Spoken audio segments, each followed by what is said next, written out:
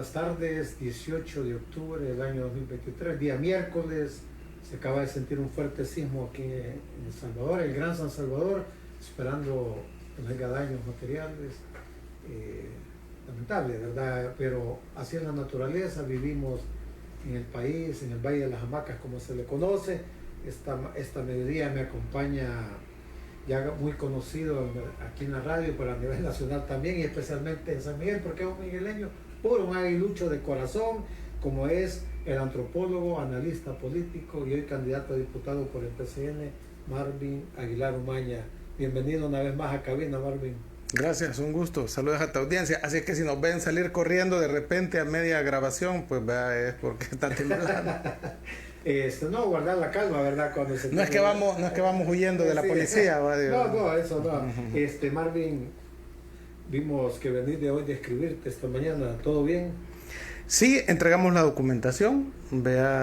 Estamos a la espera que el Tribunal Supremo Electoral nos notifique si hemos sido inscritos o alguna prevención que haya que subsanar. ¿Cuánto tiempo hay que esperar para...? Formalmente se habla de 72 horas, ¿verdad? Sí.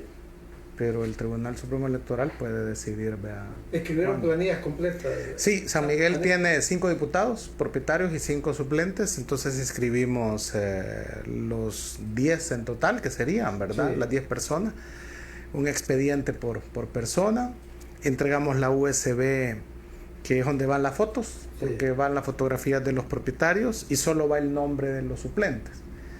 Entonces, eso, y también la certificación de acta, donde nos eligen, ¿verdad?, en las internas del partido, que es lo que hay que acompañar, y un poder general especial que me dio el secretario general para que yo pudiera, como secretario departamental de San Miguel, inscribir la planilla, ¿verdad? No se necesita que vaya el presidente del partido. Correcto. He seguido tus redes sociales, he visto que estás recorriendo todo San Miguel.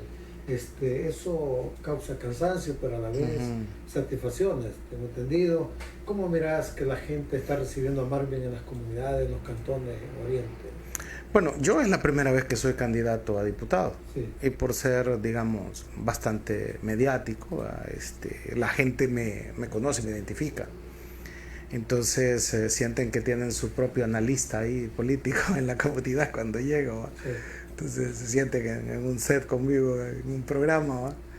Y eso pues me permite que la gente hable con cierta sinceridad, porque como te conocen, saben que de alguna manera cómo hablo yo, cómo digo las cosas. Entonces la gente te enseña, obviamente, en las comunidades, ¿verdad? Y te das cuenta por qué es que los partidos políticos han caído en un gran desprestigio, y es precisamente porque muchos han engañado y le han mentido a la gente. Pero la gente se deja que le mienta. Sí, y muchos, llegan y prometen cosas y después no las cumplen y se desaparecen, ¿verdad? Entonces, eso es lo que te vas encontrando, digamos, como el recuento de los daños que pueden haber hecho los partidos políticos en las diferentes comunidades. Y hay dentro de eso también comunidades que dicen, hay que aprovechar ahorita para pedirle a porque después ya no va a volver. ¿Qué anda ofreciendo Marvin Aguilar Umaña? Bueno, pues ahorita lo que tenemos es reuniones con la gente, porque no estoy haciendo campaña porque es prohibido. La campaña para diputados comienza el 4 de diciembre.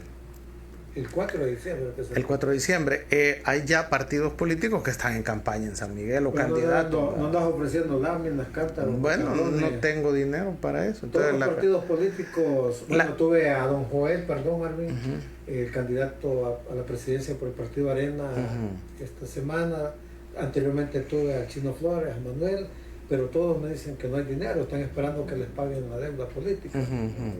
Bueno, lo que sucede es que nosotros en San Miguel estamos haciendo la campaña con recursos propios, con ayudas de la gente y voluntariado, ¿verdad? Entonces, eso es lo que estamos trabajando. Yo creo que, mira, la gente, el pueblo, el votante no es tonto. Y en San Miguel, de los 6 diputados que hay ahorita, todos van reelectos. Y lo que percibís en el ambiente cuando visitas a la gente en las comunidades es que los diputados no han hecho nada. Sentís eso. Están haciendo una diferencia, por ejemplo, entre el presidente Bukele y sus diputados. Esa es otra cosa que vas viendo en las comunidades. En ese sentido, yo creería que la gente tiene claro que yo voy de diputado, hay que hacer una campaña, por supuesto hay que continuar visitando las comunidades, lo vamos a seguir haciendo y vamos a hacer una campaña hasta donde nuestros recursos nos lo permitan y con quienes decidan ayudarnos. O sea, si yo te mando un spot a ti y tú decidís pautarlo en el espacio de tu Onda Club, va a ser en apoyo pues, a la campaña, porque tú de alguna manera crees que yo puedo ser un buen candidato a diputado y querés apoyar. Así estamos trabajando. Es que lo que pasa, Marvin, no vamos a tener recursos, ¿verdad? Como sí lo pueden tener los otros contendientes. Pero vas a tener una competencia que ya son diputados. Desleal, le decimos nosotros, sí. En la forma que competir con nuevas ideas, vas a cumplir todo el aparato del Estado, digamos, mira, sí, recursos. Sí. Nosotros lo que le decimos a las comunidades es que si llegan a regalarles cosas, que las agarren. Que las agarren, porque pues son sí. nuestros impuestos. Pues sí. ¿Verdad? E igual que eso no compromete a que voten por un candidato determinado, pues, entonces eso es lo que le podemos decir a la gente. La gente, muchas comunidades quisieran que todos los años hubiera elecciones, fíjate, porque es cuando los políticos se interesan por las comunidades. Sí. O por lo menos así lo percibe la gente. Pero quiero conversar no solo de tu diputación, que buscas un curul, pero pasan muchas cosas a nivel nacional e internacionalmente, y tú manejas mucho esos temas. En las redes sociales circula que el señor Alejandro Mason está hospitalizado, que ha perdido el habla, lo maneja en las redes sociales. Pero ya se dejaba de escuchar a Alejandro. ¿Qué puedes decirnos de él? Bueno, la versión al parecer se confirma porque la mamá de Alejandro Mason ha solicitado la intervención de la Procuraduría para la Defensa de los Derechos Humanos. Pero esa Procuraduría no trabaja, no hace nada. Pero son los organismos que hay, sí. Pues, es decir, ¿para qué le permitan verlo? Porque no lo ha visto. Entonces, ahora bien, una experticia forense podría decir que fue lo que le provocó a Alejandro Mason ese derrame cerebral que aparentemente muy saludable, muy antes que... Pues digamos que Alejandro Mason quizás va llegando a los 40 años, ¿verdad? No creo yo que tenga más de 40 años, entonces es relativamente una persona saludable. Entonces un derrame cerebral, entendería yo, con mi poco conocimiento sobre la materia, puede tener un origen en una situación de presión a la que sometas a alguien, pues, ¿verdad?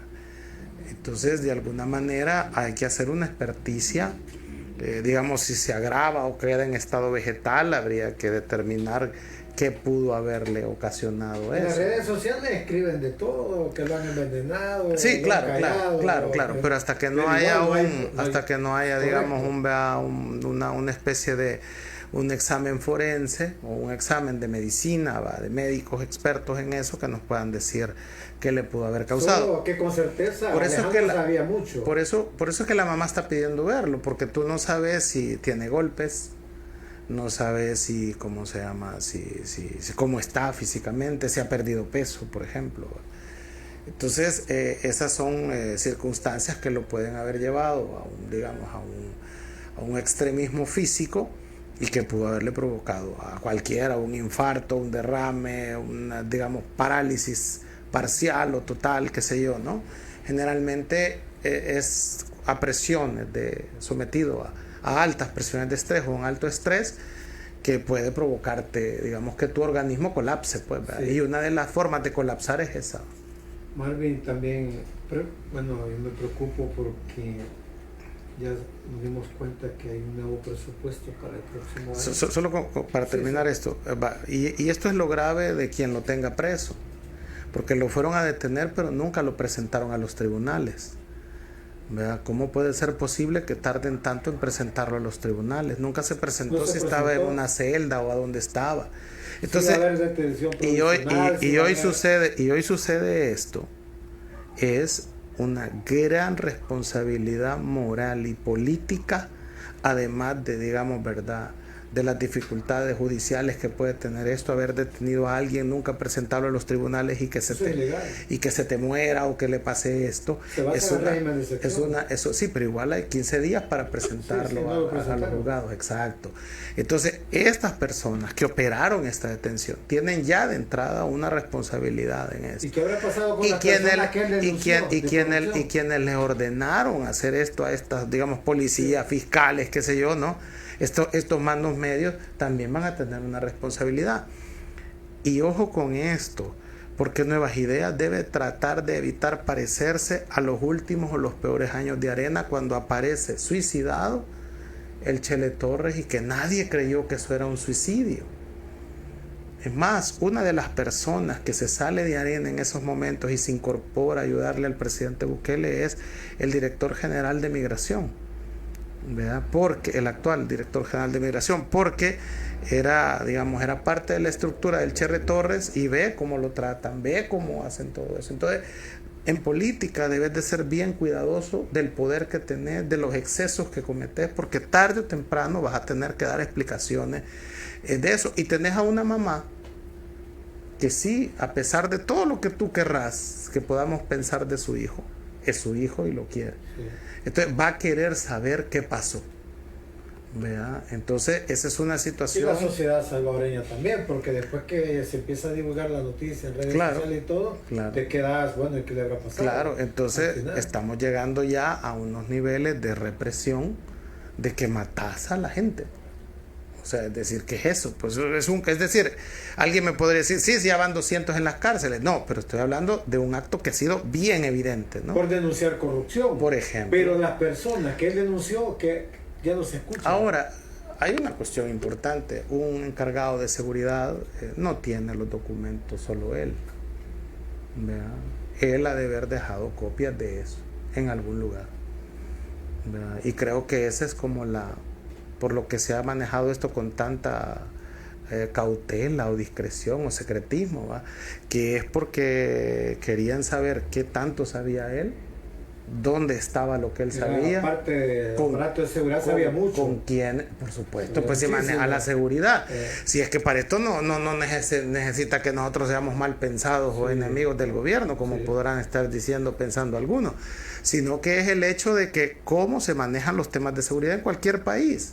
Eso es transparente en países del primer mundo. Entonces, hay un caso bien emblemático que es el de Howard Hughes, que es el que fue jefe, funda el FBI y muere después de ser jefe por muchos años. Entonces ahí tú te das cuenta todo el poder y la información que puede llegar a tener un encargado de seguridad de un país. De un funcionario. Exactamente. Entonces y también te das cuenta por lo mismo del paso por el FBI de Howard Hughes, es que siempre habían copias, ¿verdad?, en otros lados. Y que cuando Richard Nixon, que fue el único que se atrevió a quitarlo, lo quitó, a los días lo volvió a reinstalar. Dio para atrás el despido del jefe del FBI por el montón de información que él manejaba. Entonces, incluso del expresidente Richard Nixon, que manejaba el mismo Howard Hughes. Entonces, un encargado de seguridad tiene información y también no solo la tiene él. ¿Ya? Entonces, yo lo que puedo decirte es que si la situación se le salió del control, que lo llevó al punto de, digamos, de caer en estado vegetativo como está, o de desconexión, me imagino que él ha de haber dejado por otros lados. Y aparte, el caso de Alejandro Mason, él denunció corrupción. Él estaba en lo correcto. Claro. Y dijo que había más casos. No, pero correcto, pero él estaba denunciando un caso, era su trabajo denunciar corrupción. Digamos de que no era su trabajo denunciar corrupción, porque eso es trabajo de la Fiscalía General de la República o de los diferentes organismos que hay. Lo que sucede es que como no funciona. Correcto, eso te iba a decir. Entonces él comenzó a través de redes a hacerlo de la forma tampoco, digamos, como legalmente te dice la ley, que es de ir a la Fiscalía y presentar un aviso al fiscal, ¿verdad? Él lo hacía desde redes. Y quizás en eso, digamos, falló. Porque cuando tenés las pruebas, tenés que ir. Cuando no las tenés, es difícil ir, pues. Solo te queda retomar para el análisis, que es, por ejemplo, lo que yo hago. Porque alguien me va a decir, pero vos andas diciendo que Will Salgado es narcotraficante. Bueno, yo ando diciendo que el informe que presenta la lista Engel incluyó al único salvadoreño hasta este momento como narcotraficante y lavador de dinero al alcalde de San Miguel. Agencia estadounidense. Exactamente, entonces no es que yo tenga que ir a presentar el aviso o la denuncia.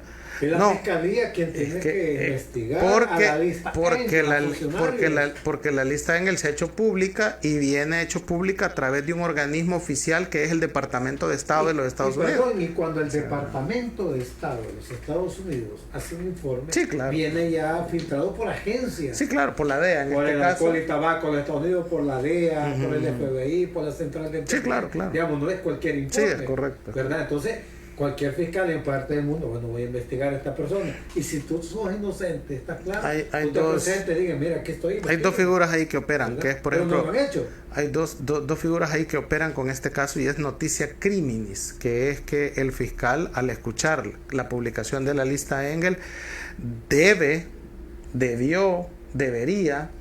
iniciar una investigación de oficio. Bueno, no sabemos porque él no lo ha hecho público. Pueda que la haya iniciado y la fiscalía no está en la obligación de hacerlo públicamente. ¿Va? Pero puede entorpecer la investigación. Entonces, lo que sí, la misma Constitución, que es la otra figura que te decía, la noticia crimen es la primera, y hoy la Constitución obliga al fiscal general de la República a actuar de oficio. O sea, no necesita que yo vaya y ponga una denuncia, porque hay gente que, ¿por qué no vas y lo denuncias? ¿Por qué no pones pruebas? Entonces, y te lo dicen, por ejemplo, youtubers, que ellos sin ninguna prueba, sin intentar presentar una denuncia, han acusado a un montón de gente de crímenes, de delitos, pero ellos no van a la fiscalía. Ellos sí creen que pueden acusar, pero ellos no van a presentar el delito. Cuando decís algo de un tipo que no es ni de Nuevas Ideas, sino que es aliado ahorita de Nuevas Ideas, te exigen que vos vayas a la fiscalía si tenés las pruebas. Y ese es el objetivo que busca es, si no, callate. Entonces, mejor no hables, o sea, mejor no toquemos el tema. Sí. ¿Verdad? Entonces, eso me parece a mí una canallada. El colmo del cinismo. ¿Verdad? Porque si vamos a atacar a Funes, a Serén, a Saca, a Arena, de que se robaron dinero, y sin pruebas y sin ir a la fiscalía, entonces también hay que hablar de los casos que estamos viendo. Por ejemplo, yo no sé si por salud política el caso de Alejandro Mason merezca ser aclarado de cara a la población. Claro que merece ser aclarado, porque ahí de antemano se han violado un montón de procesos judiciales, pues, es que, a la simple vista. Marvin, es que desde que sale el Departamento de Estado con la lista Engel, no solo funcionarios, sino también empresarios, a investigar. Pero políticamente y públicamente, tú lo dijiste, la fiscalía no está para decir que está investigando, ¿verdad? Ellos saben su proceso, pero se han ido a buscar a otras personas que han acusado a un diputado de Arena, se han ido con Juan Pueblo, entonces, etcétera, pero no se ve que a los funcionarios de ellos, de Nueva Ideas, se lo estén investigando. Que se pronuncien. Ellos no lo están notando, pero poco a poco se están convirtiendo en todo lo que han criticado. A la gente, a un grupo de gente que aplaude, le gusta que humilles a los de Arena y a los del Frente. Pero a la mayoría de gente no le parece correcto que solo humilles a un bando y te calles con los de tu bando. Y eso más adelante va a ser una factura, hay justicia selectiva. Y eso más adelante les va a pasar factura electoral, como se la está pasando a Arena y al FMLN. Ahora, ellos no lo están viendo. Porque ahorita están en el poder, ¿va? Entonces son intocables. Pueden detener a quien quieran, pueden acusar a quien quieran, pueden destruir a quien quieran.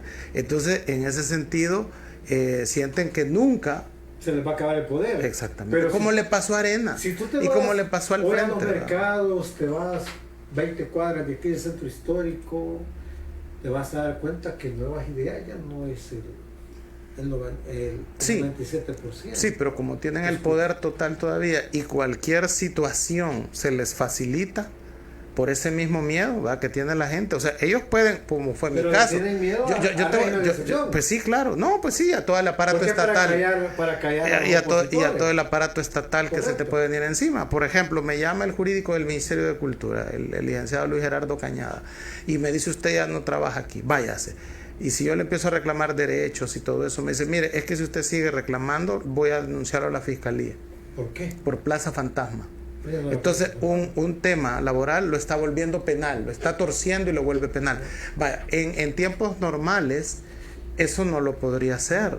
Es el Ministerio de Trabajo, o hacerme un proceso para despedirme, porque sí. Habrá gente, sí, pero el Ministerio tiene derecho a despedirte. Va, porque hágame el proceso, un delito. Hágame el proceso e indemníceme. Correcto. Pero ¿cómo es que el Ministerio de Trabajo le exige a la empresa privada que indemnice, que cuide toda, digamos, la seguridad laboral de sus empleados, pero el gobierno no? El gobierno está que tiene fuero sindical en la Constitución. Entonces, todas esas cuestiones... Y ha firmado documentos con OIT, todas esas cuestiones ahorita pueda que valgan paja. Sí, ahorita. Que no pueda, ajá, ¿me entendés? Sí, nos vale, ¿y qué? Llorar si querés, sí, pues, sí. ¿verdad? Y sí, exacto, humillar a la gente, menospreciarla, exactamente, va. Pero un día eso va a cambiar. Se va a acabar. Por supuesto. Gente que estaba viendo el nuevo presupuesto y hay algo que alarma en la forma que van 60 millones menos para las escuelas, 7.7 millones menos para la Universidad de El Salvador, le están para agricultura menos dinero. El problema de Guatemala nos termina de desnudar los problemas que tenemos, la crisis económica, la luz eléctrica más cara, Marvin. ¿Qué está pasando? A este gobierno no le interesa el pueblo. Yo diría que lo que el presidente Bukele necesita es que le ayudemos. ¿En qué forma?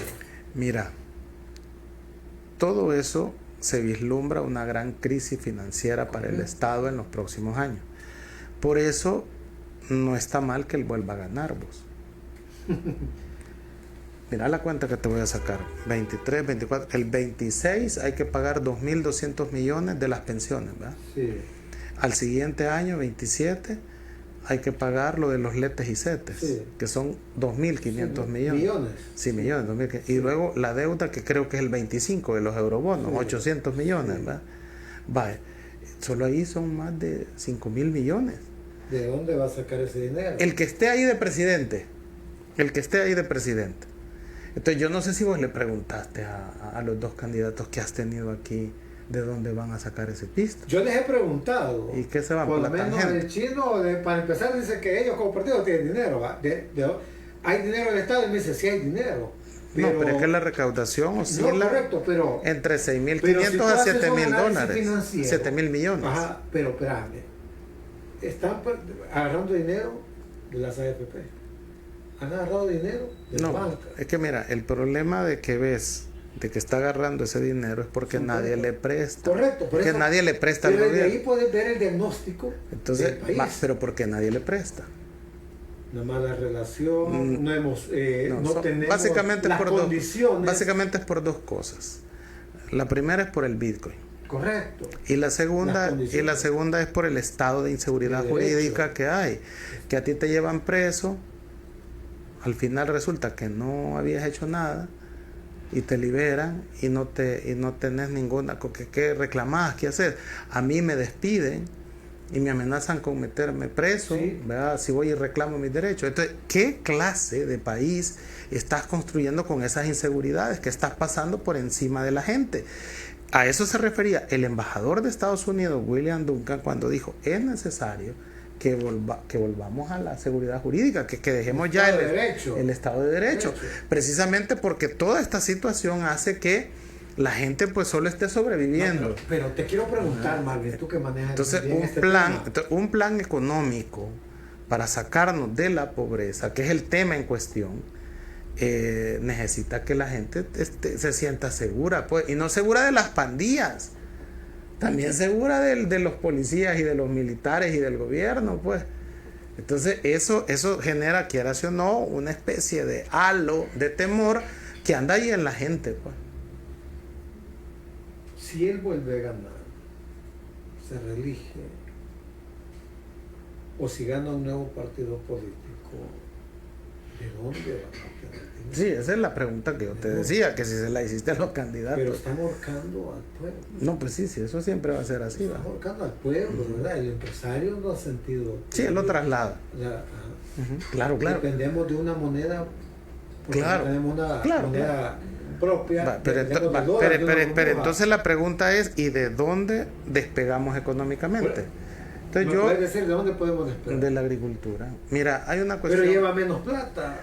Pues sí, pero... Hace 35 años empezaron a desmontar la agricultura en El Salvador. Pero eso, yo te estoy dando la solución que entraría. No sé cuál es la de ellos. Sí. Por lo visto la agricultura no es y no será. Sí. ¿Verdad? Entonces, porque ellos están privilegiando a los importadores. ¿Verdad? Que son 5. Sí. Entonces, ¿qué dicen? No, pues son los que traen, ¿verdad?, productos del exterior. Lo que te quiero decir es que ellos dicen, no se preocupen que no va a haber escasez, porque nosotros vamos a abastecer el mercado. Sí. Cuando lo correcto sería, vamos a producir. Vamos a comenzar a producir. Y no necesitas gran ciencia.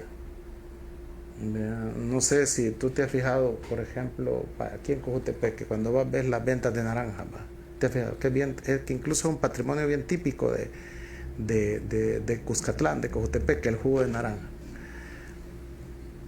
¿Por qué, a pesar de los años que hay produciendo naranjas ahí, no hay un jugo digamos, en Tetra Pak que se haya creado y que se produzca ahí? O el jugo de caña en Santa Cruz, Michapa, por ejemplo, que se puede dar como producto final, que es donde más se le gana. Sí. Entonces te fijas, reactivar el aparato productivo agrícola es, te vas ahí donde está ese montón de gente con naranjas y les preguntas, ¿y cómo la siembran? ¿Qué hacen? Y vas y les ayudas a que produzcan más, a que mejoren, pues sí, pero tiene que ser el Ministerio de Agricultura y Ganadería, el CENTA, y va el Banco de Fomento. No, bueno, yo te estoy diciendo, yo te estoy diciendo las instituciones que están para eso. Otra cosa es quién esté a cargo de eso y que no las haga funcionar. Pero las instituciones existen, precisamente pensadas para eso. Entonces llega ahí digamos, el Banco de Fomento Agropecuario y les dice, mire, ¿y usted cuánto invierte en esto? Tanto, y si le doy el doble para que usted pues aumente la producción. Sí. Ah, perfecto. Entonces llega con Amipe y le dice, mire, le voy a enseñar cómo hacer este jugo, volverlo a un producto industrial terminado, y creamos el jugo de las pavas. No sé, se me ocurre el nombre, ¿verdad?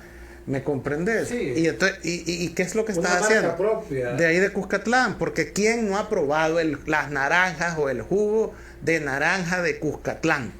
Ese es un patrimonio, ¿verdad? Yo desde niño nos parábamos ahí, y ahora cada vez que puedo llevo naranjas de ahí para hacer jugo. Entonces, esa es una cuestión que la tiene que pensar el Ministerio de Agricultura y Ganadería, el Banco de Fomento Agropecuario, con Amipe, para ayudarle a esta gente. Y ahí estás reactivando. Entonces, lo que tú decías de la caña, vea, ¿por qué no hay un jugo de caña empaquetado? Así como te tomas la leche Formos o los jugos, ¿verdad? Así que podás, jugo de caña, sí, salvadoreño, ¿verdad? Es decir, ¿por qué no existe? Cuando el principal producto por ahora, el que está sosteniendo que la agricultura está viva aquí, es la caña.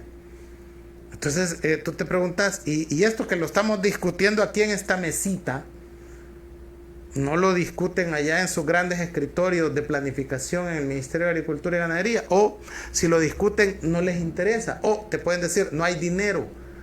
Va, está bien. ¿Y por qué sí hay? Fíjate, cuando haces la suma, 450 millones en Bitcoin, 500 millones en Google, 150 millones en los juegos deportivos, 30 millones de Miss Universo. Entonces tenés ahí como un poco más de 1.100 millones. Pero la pregunta... Que esos gastos está bien, que se hagan, correcto, ¿me comprendes? O sea, correcto, no estoy diciendo que están malos. La cuestión es de prioridad. Es de prioridad. Porque la crisis de Guatemala los termina de desnudar aquí. No, claro, pues sí. No pasan el 80%. Se incrementa más la canasta. El 80% de ¿cómo se llama? De lo que comemos viene de Guatemala. Y nos afectó. Ajá, ¿y qué va a pasar si un día los nicaragüenses se hartan del dictador Ortega? No, y le arman otra revuelta, entonces no nos va a venir que salen lácteos, ¿verdad? O carne, ¿verdad?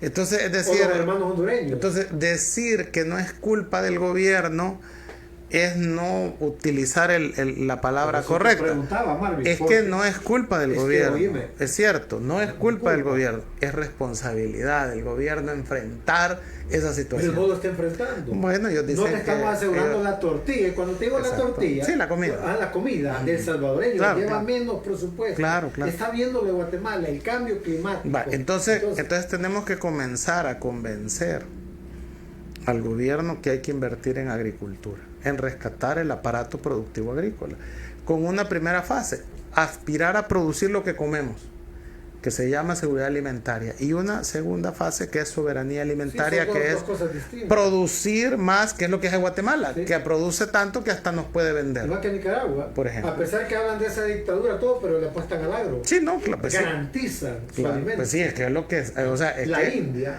Es que él sabe que si no hay comida en Nicaragua se le pueden sublevar. Por ejemplo, la India acaba de prohibir su exportación de ropa, una exportadora en el mundo. Sí. La guerra de Ucrania y Rusia, que es un granero para Europa. Sí. Todo eso nos causa. Lo de Israel. Lo de Israel, que vamos a hablar de Israel también, porque es un problema que tú manejas muy bien, cuál es la crisis y por qué.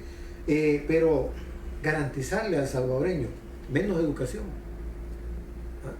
6.000 salvadoreños capturados en el mes de agosto en la frontera sur de Estados Unidos, la gente sigue emigrando. Acabo de ver un informe de los Estados Unidos de la migración.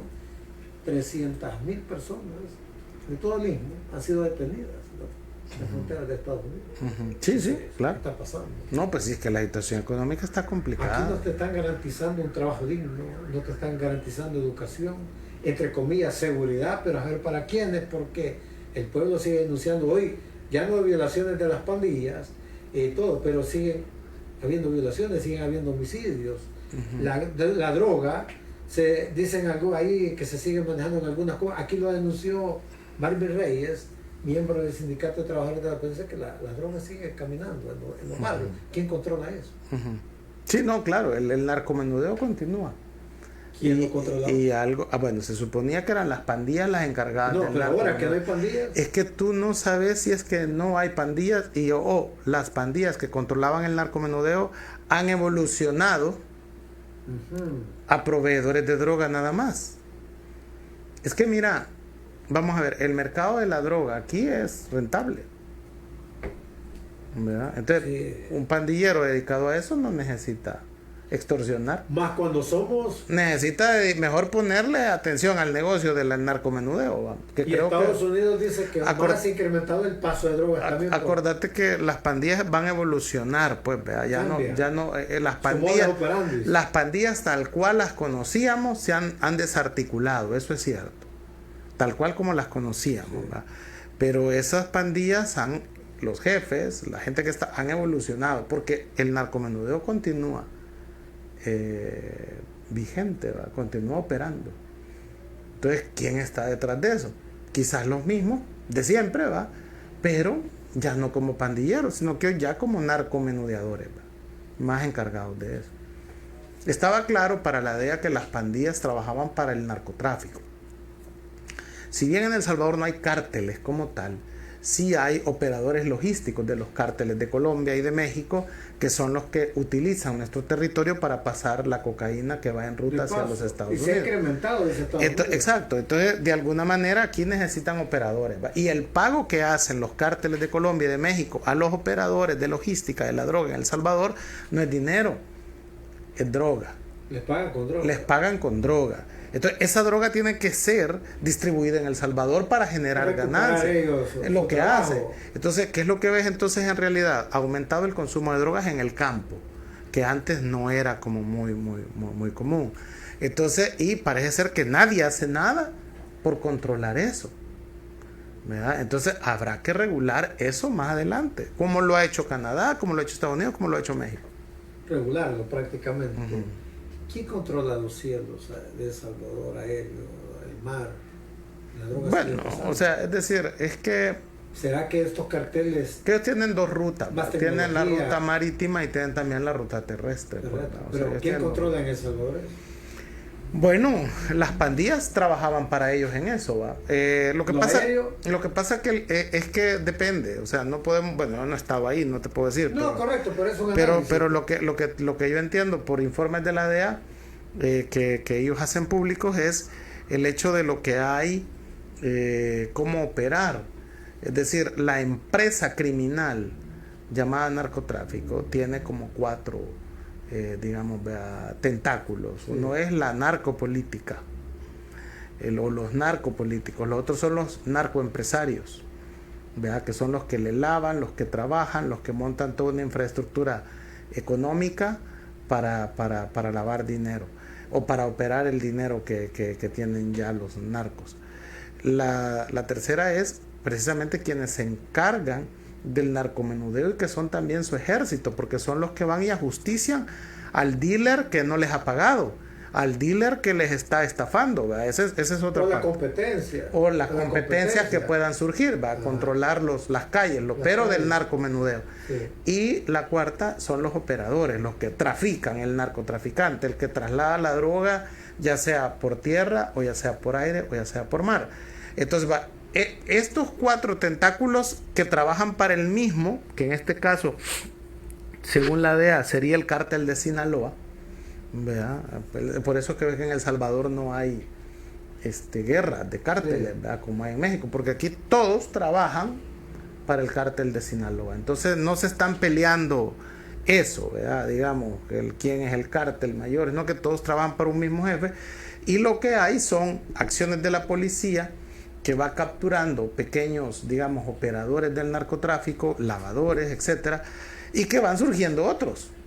Van surgiendo otros. No es que cuando capturen a toda una banda ya desapareció el problema, no, continúa. Es un negocio. Van otros, ¿verdad? Sí. Que son los que están abajo y que suben cuando capturan, exactamente. Entonces eso es lo que pasa en el país. Cuando tú me dices en la pregunta anterior que hay que ayudarle al gobierno, pero la agricultura ya vimos que no están interesados que el pueblo sea educado, la educación le están quitando dinero, tanto la escuela, la Universidad de Salvador, hay más inmigración. Lo que sucede es que el gobierno tiene, te quiero explicar ese problema. No es que le está quitando a educación, a salud, porque son malos y no les interese nada de eso. No, le está quitando porque el gobierno tiene problemas financieros. Correcto. Tiene que, ¿cómo se llama eso? Raspar la cacerola, vaya. Eso es lo que está haciendo. Lo haciendo como cuando claro, estás construyendo tu casa y te dicen indirectamente todo el cemento y yo voy viendo. Entonces le hace un cuarto menos. Mira, hacerle menos esto, no hagas esta cera. Sí, correcto. Eso es lo que está pasando. Exactamente. Pero a pesar lo que pasa es que no le dice, no sale y le dice a la gente, mire, tenemos problemas. ¿Por qué se quiere reelegir? Bueno, se maneja la reelección. ¿Por qué quieren ser los partidos políticos? Buscan una presidencia y se saben que hay graves problemas económicos en El Salvador. Bueno, lo que pasa es que por la pregunta, ¿por qué se quiere reelegir? Esa vas a tener que hacérsela a él. Solo él sabe y él puede responder eso. ¿Y sabe que hay graves problemas económicos? Él lo sabe porque él está ahorita toreando la situación. Entonces, yo cuando di el discurso en Naciones Unidas, esperaba escuchar una especie de jurisprudencia política que nos dijera por qué la reelección. Porque si te fijas, fue hablar de las reformas que hizo, que quitó al fiscal, que quitó al SAR, y se quejaba frente a la comunidad internacional que no entiende eso, ¿verdad?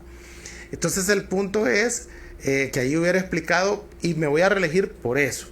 Porque al final los cambios que hizo en la sala, por ejemplo, permitió que hubiera una resolución que hoy le autoriza a presentarse como candidato. Le facilita eso. Entonces era el momento, pensaba yo, de explicar una jurisprudencia o justificar su segundo mandato, justificar su reelección, como que no lo hizo. Bueno, quizás en campaña él va a tener que explicar por qué quiere reelegirse. Lo típico que le preguntan a uno es, ¿y usted por qué quiere ser diputado? Entonces la típica pregunta es, ¿y por qué se quiere reelegir? Ahora bien, el tema central de esta campaña es económico. Económico. Yo creo que no deben de perderse, ¿verdad? Ningún candidato. O sea, cuando él dice, Manuel Flores dice hambre cero, bueno, está diciendo que va a reactivar la agricultura. Sí. Va, ok, entonces, pero hablemoslo así, o sea, pongámoslo en blanco y negro, ¿a qué se refiere lo de hambre cero? Cuando, por ejemplo, Joel Sánchez dice que va a regalar Kuma, está enviando un mensaje de semiótica de que va a ayudar a la agricultura. Entendería yo que... mensaje. Pero eso está bien, pero que nos digan cómo. ¿Cómo lo van a hacer? Y hay una cosa que también se les ha olvidado a los políticos y es el cuándo. Es decir, en política, fíjate bien, si estamos hablando del político, del estadista, le dice a la gente, dentro de 4 años estaremos así, dentro de 5 años estaremos así, en 10 años estaremos así. O sea, la promesa es... Cuando sea presidente, cuando mi generación... Trabajo, no es eso. No. Eso es paja. Pues sí, por eso te digo, pero hay candidatos que así te dicen. Por eso, pero entonces te están mintiendo. Ajá. Lo que te quiero decir es que la cosa es... esta generación, la X, por ejemplo, que es la nuestra, se va a poder jubilar con tanto. Eso quiere decir que cuando yo cumpla 60, cuando vos y yo cumplamos 60 años, ya sabemos que nos va a tocar tanto de jubilación. El 75% del salario, el último salario. Esas son las cosas que quiere oír la gente. Pero ¿cuándo es que va a pasar? Cuando nos jubilemos. Cuando en la actualidad un muchacho de 18 años no puede encontrar trabajo, ni tampoco gente de nuestra edad puede encontrar trabajo. Si lo perdés, lo perdés. ¿Eso cuándo se va a solucionar? ¿Y cómo se va a solucionar? ¿Para cuándo un muchacho de 18 años? Fíjate bien qué perverso es aquí el mercado laboral. Si tenés 18 años te piden experiencia. Y si ya, como vos y como yo, que ya estamos viejos, que tenemos experiencia te dicen que estás viejo. La hora calificada. Sí, o sea, ¿ves? Entonces es una situación en la que ahí lo que van buscando con esos argumentos es no pagarte un buen salario. Entonces, ¿cuándo va a haber aquí la posibilidad de que un joven actual pueda comprar una casa? Eso no lo pueden hacer los jóvenes. Porque nosotros nos vamos a jubilar con una pensión digna. Que es lo que te decía. Entonces, ¿cuándo? O sea, porque me puedes decir, vaya, el punto es este, y las exigencias van a ir aumentando. El presidente anuncia la medicina amarga y se supone de que era porque iba a haber esta situación de estado de excepción que puede ser incómoda e injusta e ilegal para mucha gente, pero mucha gente dice, bueno, ya calmó lo de las pandillas. Entonces, esa misma efectividad, esa misma,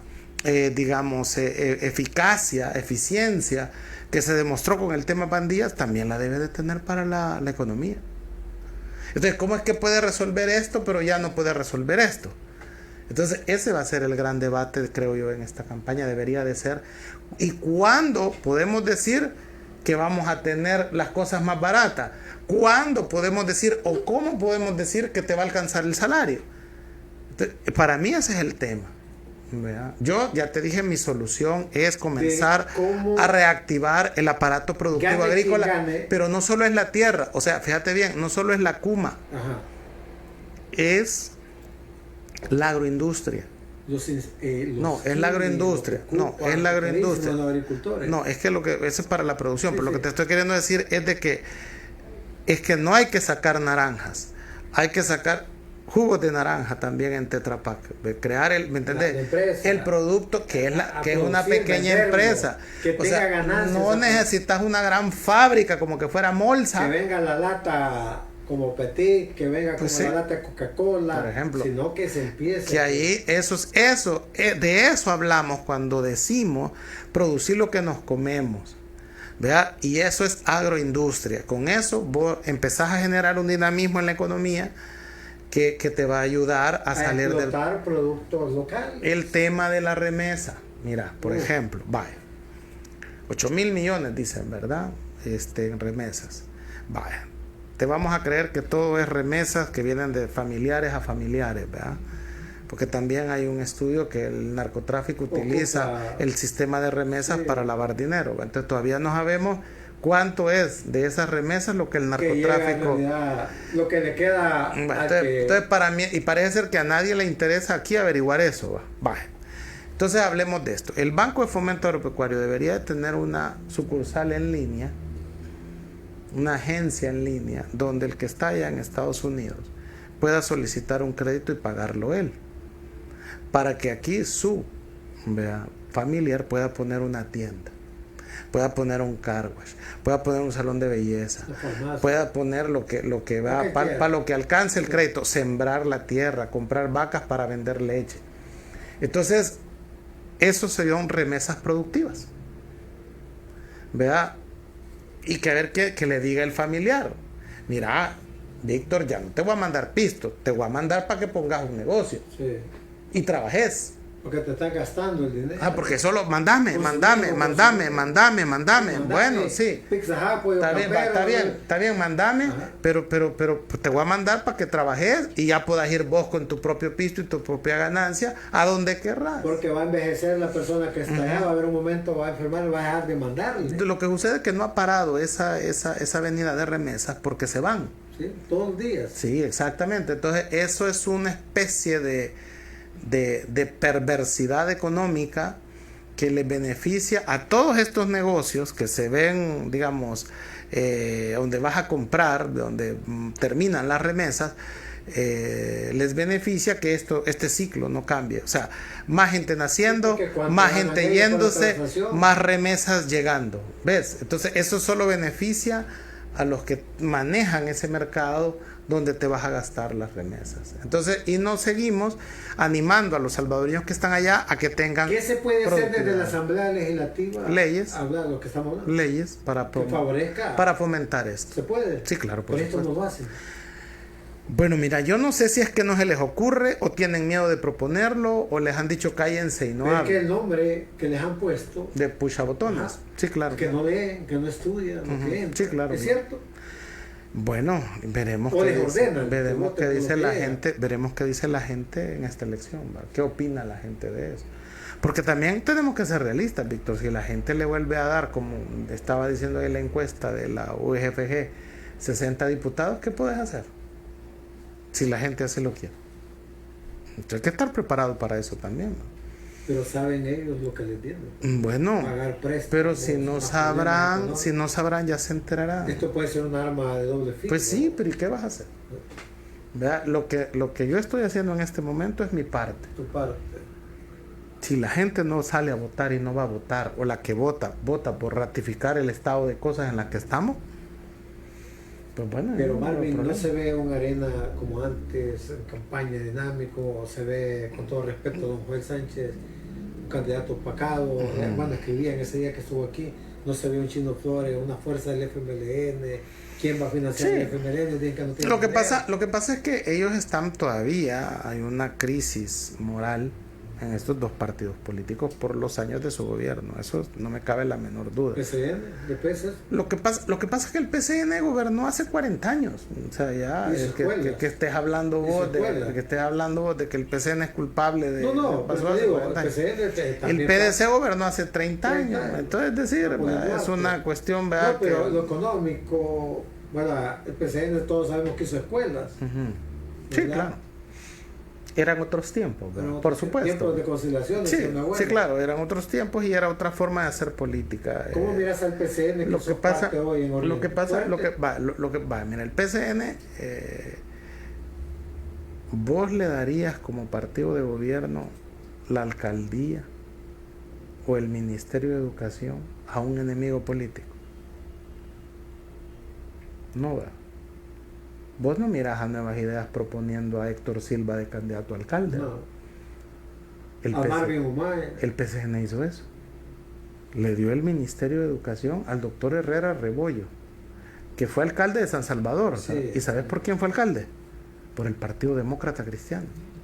Era una competencia. Fíjate. O sea, pone de ministro de Educación a Walter Beneke y Walter Beneke crea toda una estructura para la cultura y las artes donde solo trabajaban comunistas, vaya, rojos, guerrilleros, como les querrás llamar. Entonces, en gobiernos del PCN. Entonces, ¿sabes por qué? Sí. Porque se dieron cuenta que para evitar una, digamos, una situación de presión social es necesario que compartas el poder. Porque si no, como dijo Monseñor Romero, entreguen el anillo. Porque si no les van a quitar el brazo por quitarles el anillo. Pero eso es, digamos, una situación que vamos a tener que sufrir y pasar otra vez por ese mismo proceso. O sea, si ellos vuelven a retener el poder total, lo que van a entender es que el pueblo les ha dicho sigan haciendo lo que están haciendo. Entonces, la gente quiere que haya equilibrio. Bueno, entonces tiene que ir a votar para equilibrar la situación. Hoy voy a salir de las fronteras. ¿Cómo analizas el problema de Guatemala? Bueno, ¿Qué es lo que está pasando? yo soy de los que está de acuerdo con que esa frase pacto de corruptos existe en Guatemala. Es un grupo de empresarios y de políticos que no ven en Bernardo Arévalo la posibilidad de continuar en el caballito que han mantenido de control de poder y de beneficio. Ahí también tenés que poner a los cárteles de la droga, ¿verdad? En este ajedrez, porque también ellos sienten que un gobierno intolerante con la droga los va a perseguir, y entonces Guatemala es la bodega del narcotráfico. Entonces allí del narcotráfico de Colombia, pues, y de México, o sea, no es del Se sienten amenazados. Sí, todos un grupo de gente de poder, de diverso poder, o sea, narcotráfico, empresarios y políticos. ¿Vea? Entonces, porque cuando se habla de corrupción, de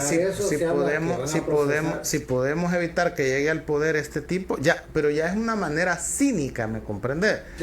Descarado de estar haciendo lo que están haciendo. Entonces la gente se están protegiendo, eso es lo que están claro, la gente, específicamente los indígenas que han sido históricamente marginados en Guatemala y con un clasismo que te sorprendería, cuando lo ves en Guatemala, son los que han salido a las calles. Sí. Y está bien, y me parece positivo que la gente salga a las calles y se manifieste y proteste.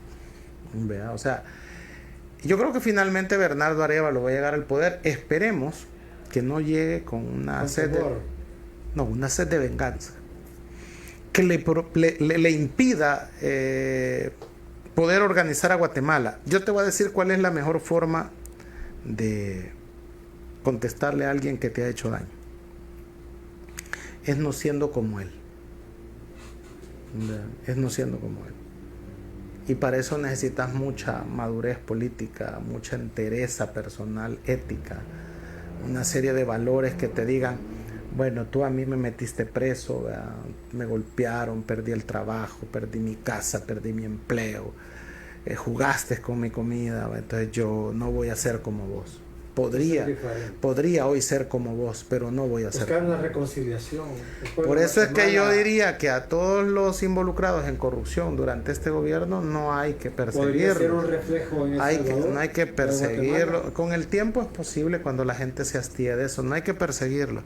Hay que aplicarles la justicia, el debido proceso. En el caso de El Salvador, ellos han violentado mucho los procesos legales, abusando del poder claramente.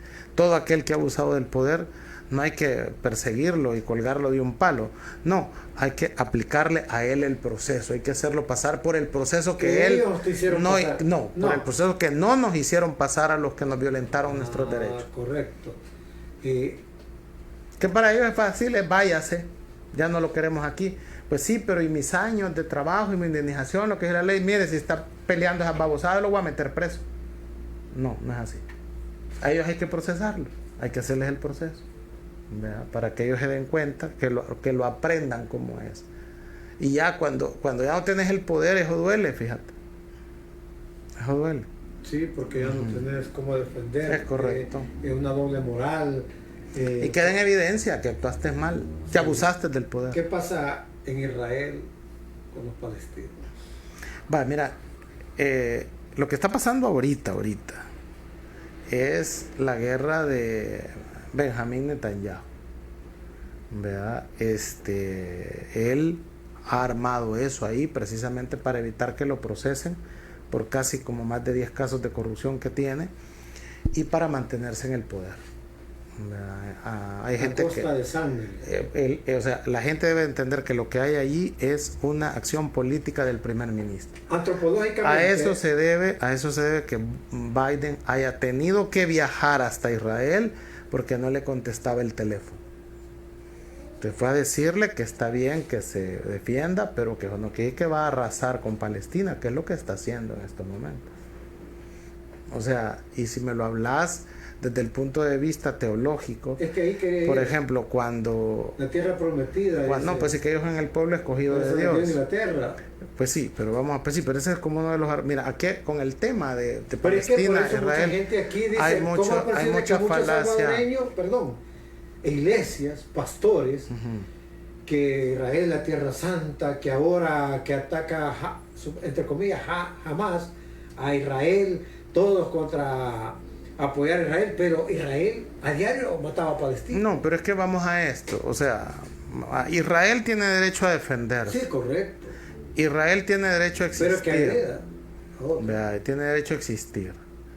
Pero Palestina también tiene derecho a ser Estado. Y ninguno de los dos se reconoce con eso. Ahora, quien esté diciendo que Hamás agredió a Israel debe de recordar también que fue Israel quien creó a Hamás. Y la creó para hacer contrapeso contra Yasser Arafat y la OLP. La Organización para la Liberación de Palestina. Hoy el niño se les ha crecido y se les ha puesto tonto y les dispara, ¿va? Pero quien creó a Hamás fue Israel. Lo que o sea, Rusia, les dio... ¿quién creó el grupo Wagner? Sí, bueno, exacto. O lo que le pasó a, digamos, bueno, pero Putin ha controlado al grupo Wagner. Sí, lo logró controlar. Pero en el caso que le ha pasado es esa estrategia del enemigo de mi enemigo es mi amigo. O lo de Bin Laden, que era amigo de Estados Unidos. Lo que hizo Estados Unidos con Al Qaeda para combatir la invasión de la Unión Soviética en Afganistán, y que después ellos se les revirtió, se les volvieron sus enemigos. Entonces, esa es la estrategia del enemigo de mi enemigo es mi amigo. Entonces, eso hay que entenderlo. Quien creó a Hamás es Israel. Lo otro, si lo vamos a hablar desde el punto de vista teológico, el pueblo hebreo de la Biblia o de la Torá no es el mismo pueblo del Estado de Israel actual. Entonces, hagamos una gran diferencia. Sí. Lo otro, ¿puede Israel matar, digamos, a quien quiera por defenderse? Recordemos la orden que dio Dios cuando Caín mató a Abel. Prohibió matar a Caín. Y por eso Caín no mató. No fue muerto. Ojo, Dios, que es el mismo Dios de los judíos. La descendencia siguió. No, por eso, sí. Entonces, ¿ves? Entonces, porque Dios prohibió matarlo. Digamos, el bien y el mal. Eso pero Dios le paga lo que vos acabas de decir. Algo interesante. Entonces, hay que devolverle pues sí, el que te hace mal algo bueno. Claro, correcto. Lo otro, pueblo escogido de Dios. En la parte de este versículo de la Biblia, ¿no? Cuando habla la verdad os hará libres, Jesús les recuerda que ser pueblo, en esa parte, ser pueblo escogido de Dios es aquel que cumple con los mandamientos, que cumple con la ley de Dios. Si vos no cumplís con la ley de Dios, por muy israelita que seas, o hebreo en este caso, que era quien les hablaba Jesús, dejas de ser hijo de Dios, eres hijo del pecado. No matarás. Entonces, eso, varios, pues ahí hay un decálogo que hay que cumplir. Entonces, en Israel, en la actualidad, ahí está legalizado el matrimonio gay. En Israel. Sí, y está legalizado el aborto. Por citarte un par de cosas, ¿verdad? Vaya, entonces estas iglesias salvadoreñas que dicen que Israel es el pueblo escogido de Dios, ¿significa que nosotros también deberíamos de hacer eso que hizo el pueblo escogido de Dios? ¿O no? Pero no dice nada, eso es lo que quiero que digan. Otro punto. Israel o el pueblo judío o la religión judía no reconoce a Jesús como hijo de Dios. Correcto, que es el hijo de Dios. No lo reconoce como eso. Es más, lo ven como un profeta más. Sí, pero también como un distorsionador de la verdad. Como revolucionario. No, un distorsionador de la verdad porque él se presenta como hijo de Dios cuando no lo es. Eso te dice ya en teología los judíos. Los judíos. Entonces, llama la atención cómo es que cristianos logran tomar bando por un Estado cuya religión judaica no reconoce a Cristo como hijo de Dios. Ese es un tema. Ese es un tema interesante que también las iglesias deberían de explicar. Las iglesias tienen derecho a apoyar a Israel. Y por eso te traje esta Biblia. Tienen derecho. Pero el punto es que estos temas no se meten a explorarlos, o a explicar cómo es que decís hay que apoyar a Israel, hay que apoyar al pueblo elegido de Dios. Pero hay cosas que hasta Jesús mismo cuestionó. ¿Verdad? Entonces sería interesante ver cómo, ¿verdad?, las plantean las iglesias sobre estos temas, ¿verdad? ¿Qué le va a pasar al presidente israelí con esto? Mira, con el tiempo veremos. ¿Qué va a pasar? Mira, él va a terminar. ¿Qué le va a pasar a Israel? Va a terminar. Mira, primero, la paz entre Palestina e Israel se aleja cada vez más con toda esta situación. Va a ser complicado eso. Es más, ya Irán amenazó que si Estados Unidos interviene, va a intervenir Irán. Sí. Entonces, eso ya estás hablando de una situación bien complicada. Ha entrado a tierras del Líbano. Claro, claro. Y entonces va a haber problemas de petróleo. Entonces va a subir la gasolina aquí. Y entonces todo más caro. Y entonces van a decir que no es culpa sino que del gobierno, sino que es culpa del conflicto. Hay que usar la bicicleta. Entonces, pues sí, ¿cuál es el problema? De caminar y de usar. Va a haber. Es saludable. Pues sí, es saludable y ya no va a haber problemas de tráfico. Sí. Alguien va a decir que loco va a decir. Pero puede, hay que ocupar los carros eléctricos. Pero puede llegar a ser pero un carro eléctrico te cuesta $90,000. No, pero hay opciones. ¿verdad? No, pues sí. La bicicleta. O quizás el transporte público. Más caro. No, el transporte público tenga que diseñarse, repensarse para que nos sirva a todos, pues. Entonces, pues sí, deberían. ¿va? La cuestión, el Citran no es mala idea. Lo que sucede es que fue mal implementado, que es distinto. Correcto. Entonces, para mí, luego está el otro conflicto latente entre China y Taiwán. Entonces, es decir, fíjate, estos conflictos te están diciendo que el mundo puede estar en permanente conflicto. Entonces debemos de pensar en producir lo que comemos. Y por eso porque entonces toda la vida entonces toda la vida va a ser culpa de los demás países. Nada por eso, para garantizar la comida. Ese es un problema. Por eso te pregunté de Guatemala. Entonces, con el tiempo, eso va a pasar factura, porque está la guerra de Israel, la guerra de Ucrania, la guerra de no sé dónde, la guerra de Taiwán, y todo me estás diciendo que me espere, pero la gente necesita comer. Eso va a comenzar a desilusionar a la gente de que Nuevas Ideas no plantea soluciones creativas para el problema. Es que vamos a ver, es que no es culpa del gobierno, eso es cierto, pero es responsabilidad. Hay que hacer una diferencia entre culpa y responsabilidad. Salud, educación. Pues sí, la comida. Pero están viendo que no tienen dinero, hay que ser más claro y decir, mire, estamos jodidos. Exactamente. Hagamos esto, pueblo unido. Y decir por qué. ¿Por qué? Por el Bitcoin. Y por la inseguridad jurídica. Porque no hay dinero, los cooperantes se han por eso no prestan. Entonces algo hay que hacer, pues.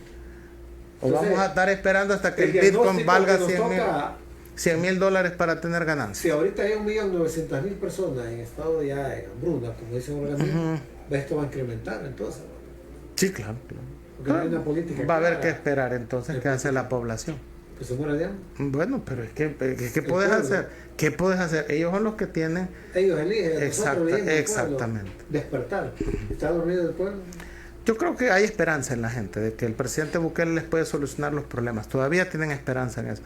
Esa es la esperanza que debe de aprovechar para realmente entrarle a los problemas del país. Me han dado a entender, y yo te he entendido tu análisis de esta mediodía, que lo que debía estar haciendo el gobierno es acercar a todos los políticos, no verlos como enemigos, sino decir, mira, busquemos una solución. Porque todos los partidos políticos tienen una idea. Tú como candidato a diputado tienes ideas cómo sacar adelante el país. Debe de llamar, no a todos, pero debe de llamar quizás a las personas más pensantes del país. Porque el país todavía tiene gente pensante. Por supuesto. A pesar que eso nos ha ido mucho, y no es necesariamente que sean de tu partido. ¿Sí? Mira, volviendo al texto bíblico. El faraón tenía unos sueños y estaba preocupado, ¿verdad? Y mandó a llamar a José, porque le dijeron que José podía interpretarle los sueños. Sí. Entonces lo mandó a llamar y José le explicó que sus sueños significaban que iban a haber 7 años de buenas cosechas y después vendrían 7 años de malas cosechas. Entonces le dijo, hay que prepararnos ahorita para los tiempos malos. El faraón escuchó a un tipo que no era ni de su raza ni de su religión y que además era de una tribu esclava de Egipto, ¿verdad? Fíjate bien dónde lo fue a buscar. Entonces, y José le ayudó a prepararse para los 7 años de las vacas flacas. Eso mismo es lo que tiene que hacer un gobernante. Escuchar a la gente, aunque no sea, aunque no sea tu partido. No, pero el pueblo es que el pueblo quiere trabajo, quiere comida barata. Aumento en su salario. Entonces, eso es lo que el pueblo quiere. Ya sabes lo que el pueblo quiere. Ahora, el punto es cómo lo vas a lograr. Y para ahí sí ya necesitas cabezas más lúcidas que te ayuden a pensarlo.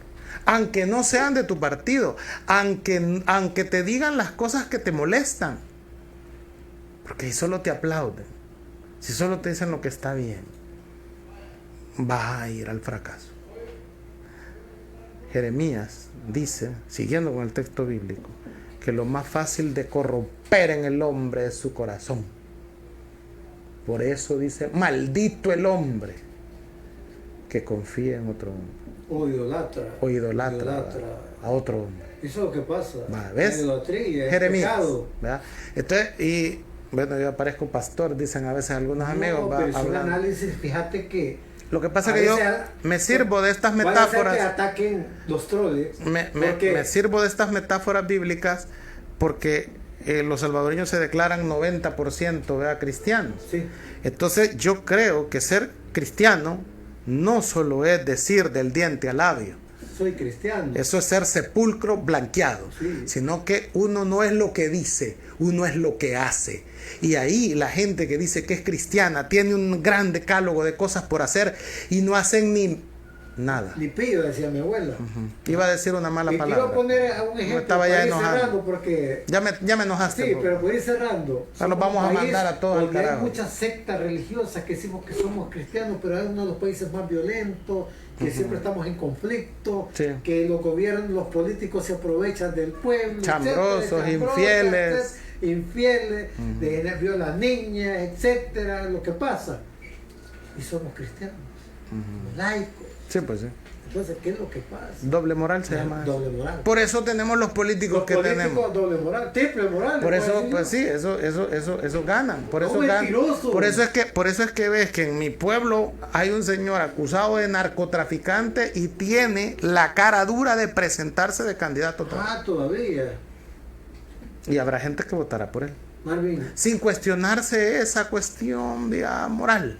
La moral no tiene. Exactamente. No hay ética moral. Es interesante. Hablar con Marvin Aguilar Umaña es interesante porque los demás políticos, cuando te atacan a este medio, a tu servidor o a ti, ocupan troles porque no tienen argumentos.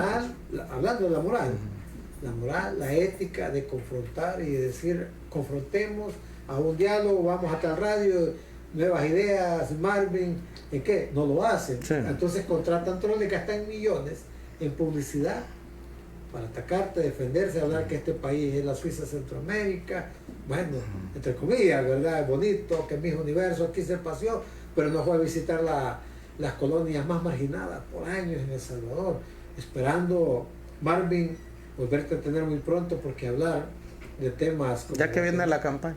Viene la campaña, no, correcto. Y esta es tu casa. Gracias. Bienvenido, Marvin Umaña, a pesar, nos conocemos de muchísimos años, más de 35 años de conocernos, ¿verdad? Hoy estuvo en línea Juan Carlos Mendoza Saade, una persona muy conocida, él vive en Estados Unidos, muy alejado de los problemas, pero muy al tanto porque vive en su familia, vive la realidad del salvadoreño, porque muchos dicen que quieren venirse hoy a El Salvador. Yo les digo, vénganse a vivir con un sueldo de miseria, con 300 y piche de dólares, tú todavía estás desempleado. Eso es lo que abunda en El Salvador. 22,000 personas despedidas de las carteras del Estado, empresas privadas, hacen lo que quieren con el salvadoreño.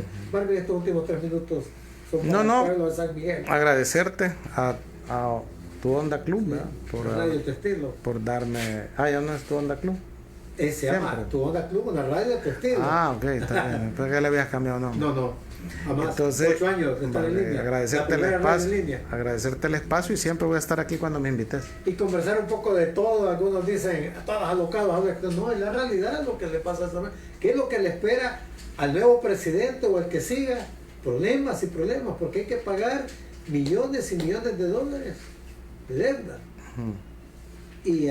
Y no se ve que vayamos a pagar, porque ¿de dónde van a sacar dinero? La comunidad internacional, los cooperantes se han alejado, porque se han ido, ¿verdad? Estos últimos 3 minutos. No, agradecerte el espacio. Gracias y un saludo a la audiencia. Bueno, muchísimas gracias. Estar contigo, esperando éxitos, tu campaña, hermano. Bienvenido siempre a Tu Onda Club. Muchísimas gracias a todos ustedes, lo espero este viernes, pero lo más importante, si Dios lo permite.